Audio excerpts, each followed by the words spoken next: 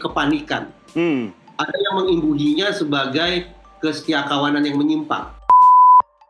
Dan yang paling ekstrim, ada juga yang menjuluki ini sebagai sebuah kejahatan yang sayang beribu sayang dilakukan oleh otoritas penegakan hukum sendiri. Ini kan sebutan yang amat sangat kejam begitu ya.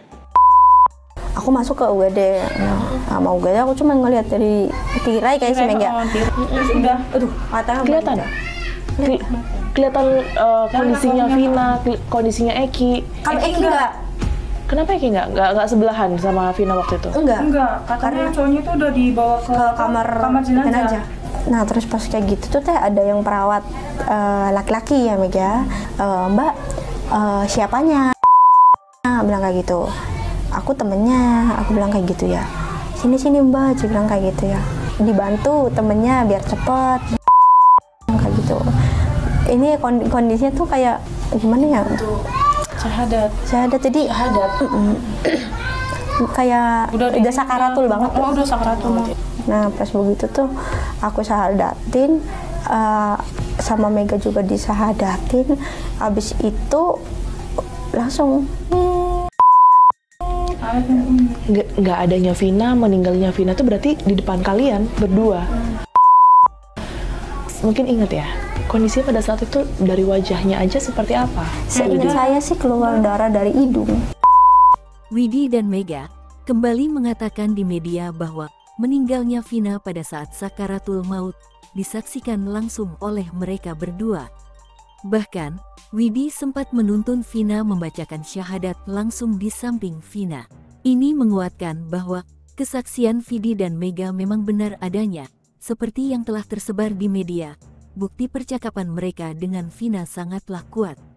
Reza Indragiri sangat menyayangkan kinerja Polri, khususnya Jenderal Listio Sigit, yang kesannya lambat menangani kasus ini. Padahal, sudah jelas ada bukti ekstraksi percakapan Vina dengan sahabatnya yang membuktikan bahwa tidak adanya ancaman atau rencana pembunuhan kepada Vina dan Eki.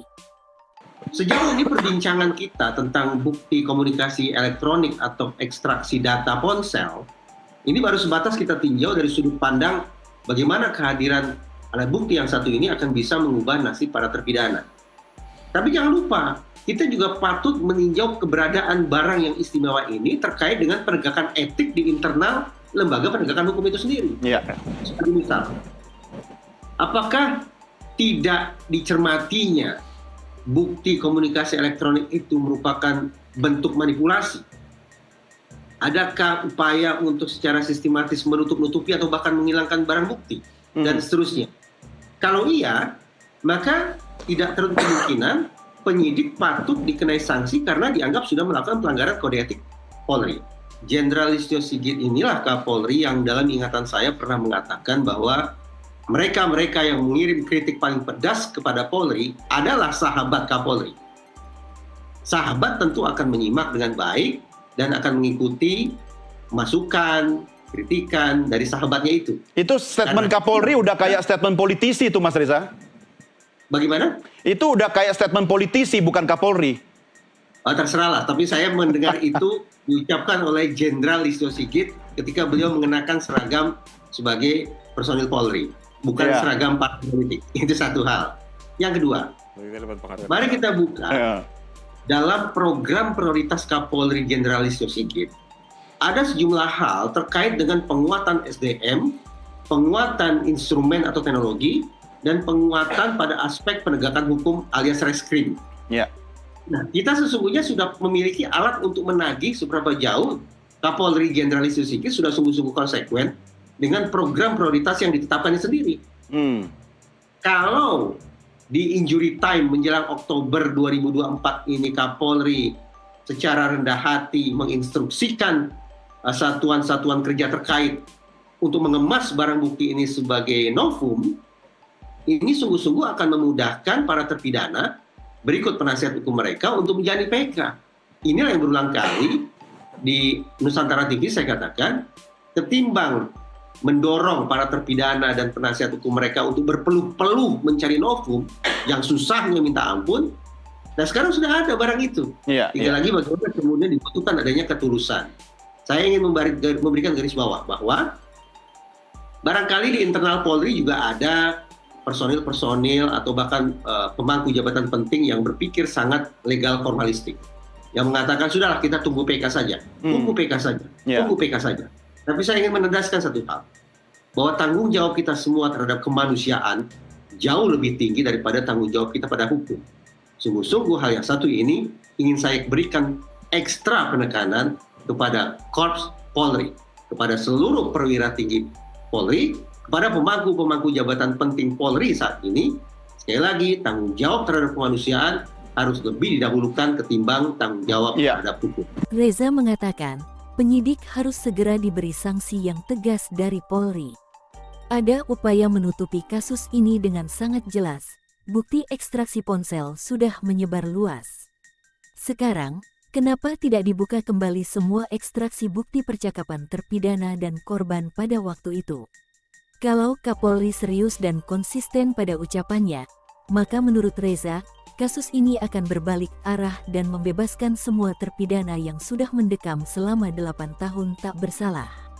Reza mengatakan, jangan sampai Kapolri mendengar bisikan dari sahabat yang berupaya menutupi kasus ini agar tidak terang benderang.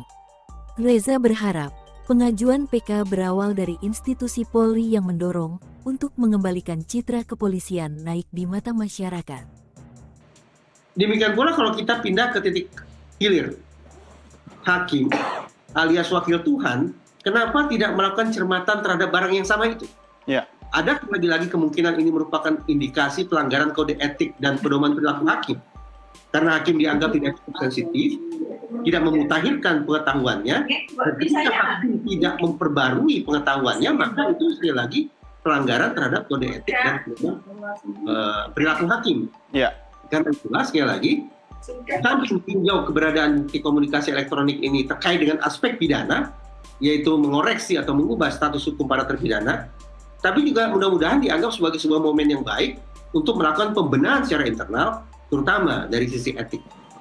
Ternyata kekhilafan atau kelalaian bukan satu-satunya sebutan yang coba digunakan untuk memotret bagaimana kerja penyidik pada tahun 2016 dan juga mungkin tahun 2024. Di samping kata kekhilafan atau kelalaian, ada yang menggunakan istilah lebih tajam. Apa itu? Yaitu kesembronoan. Sembrono. Ada pula yang menyebutnya sebagai kepanikan. Ada yang mengimbuhinya sebagai kesetiakawanan yang menyimpang. Wah. Dan yang paling ekstrim, ada juga yang menjuluki ini sebagai sebuah kejahatan yang sayang beribu sayang dilakukan oleh otoritas penegakan hukum sendiri. Ini kan sebutan yang amat sangat kejam begitu ya. Nah, apapun sebutan yang kemudian akan kita pakai nantinya, maka sudah jelas memang ini lagi-lagi memberikan penegasan kepada Mabes Polri untuk melakukan tanda petik klarifikasi agar sebutan-sebutan yang menyakitkan hati itu tadi bisa terkoreksi. Itu satu hal.